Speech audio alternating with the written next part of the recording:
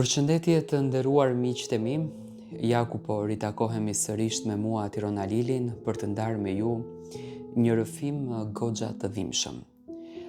Dua të ndaloj tek fakti i lumturisë së familjes.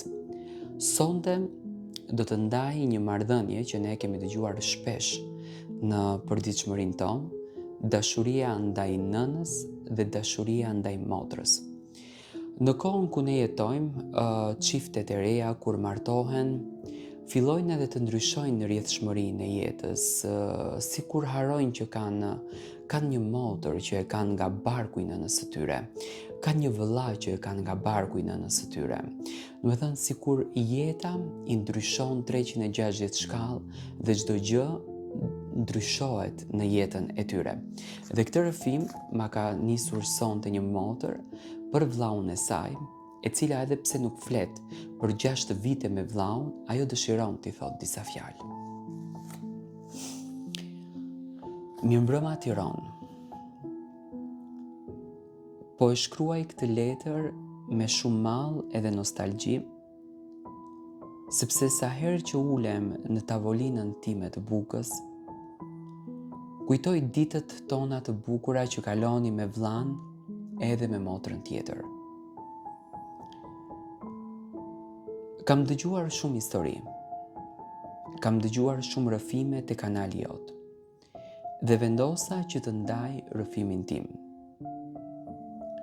Unë jam vajza e tretë e familjes time.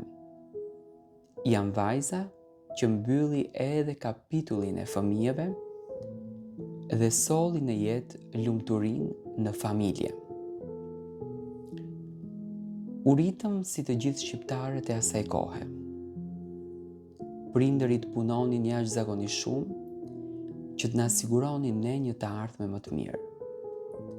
Ndërsa ne fokusin e kishim tek dashuria, tek përqafimet dhe tek ngrohtësia që merrnim dhe jepnim si familje. Kur isha në moshë të re, apo më thënë e vogël, thoja si do t'ikin këto vitet e do të rritem më shpejt sepse kështu nuk jetohet.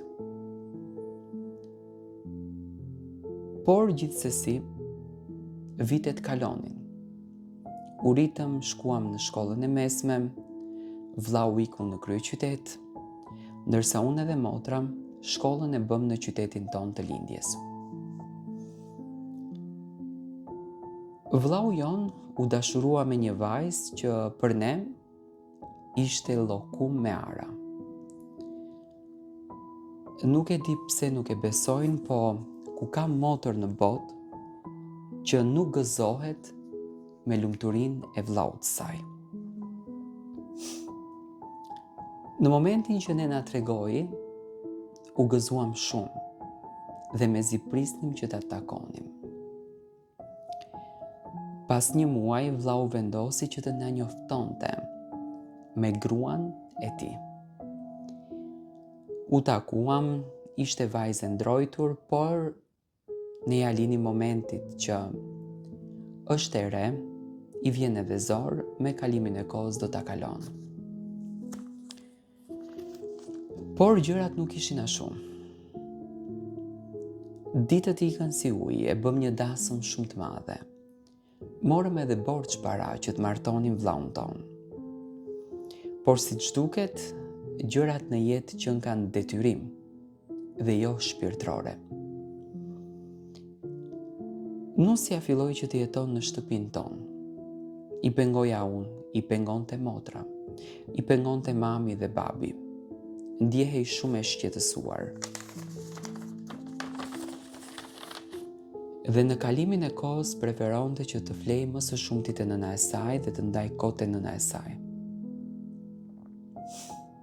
Në fillim, vllau mundoheshte që t'i fshihte këto gjërat, që ato kur futeshin në dhomë nuk kalonin mirë. Buzëqeshja e tij ndryshoi.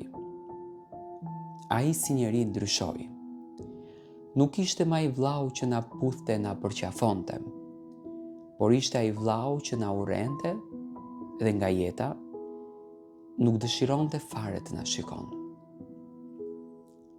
Filluam më që ta nuhasim se ka diçka që nuk shkon se prindërit në jetë nuk na kishin mësuar të mos ta duam njëri tjetrin. Ditët kalonin, ajo po bëhej shumë e egër. Dhe një natë pas një zënkeje që në fakt e dëgjuam më të gjithë, vllau im vendosi që të largohej nga shtëpia. Të jetonte tek banesa e baxhanakut të tij, pasi që nusja nuk na duronte dot ne. Mami u mërzit shumë, por çfarë do t'i thoshte?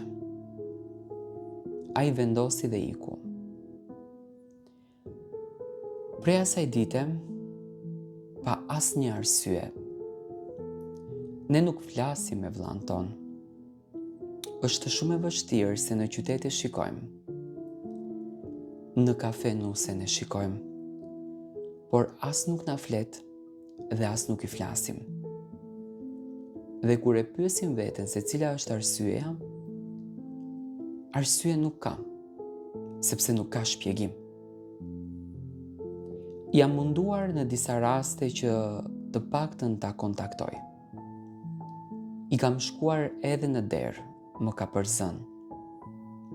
Djali i tyre nuk na njeh fare ne si halla, ndërsa nusja, me familjarët e saj, me motrën e saj, me vllaun e saj, ka raporte jashtëzakonisht të mira. Vllau im është me inicialet L.D. Ai e di shumë bukur, sepse unë e di që një njeri kur e ka një dhimbje në shpirt, e di shumë mirë se dikush shkruan për të.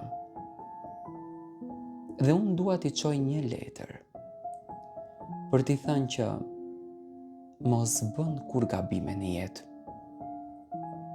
Nuk ka gjë më të bukur se sa të pendohesh edhe të kthehesh në familjen tënde.